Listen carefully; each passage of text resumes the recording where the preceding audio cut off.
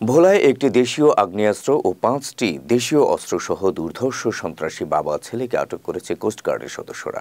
বুধবার ভোরে তাদেরকে ভোলা সদর উপজেলার দক্ষিণ দিঘলদি ইউনিয়ন থেকে আটক করা হয়।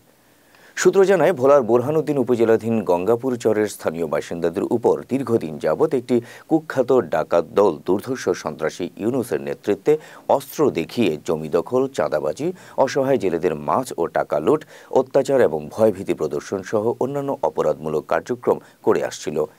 এমন গোপন সংবাদের ভিত্তিতে ১৮ ডিসেম্বর বুধবার রাত ১:৩০ থেকে সকাল ৫টা পর্যন্ত বাংলাদেশ কোস্টগার্ড দক্ষিণ জোন অধীনস্থ বিসিজি বেইজ ভোলা সদর উপজেলাধীন দক্ষিণ দিঘলদি ইউনিয়নের কোড়ালিয়া গ্রামে একটি বিশেষ অভিযান পরিচালনা করে।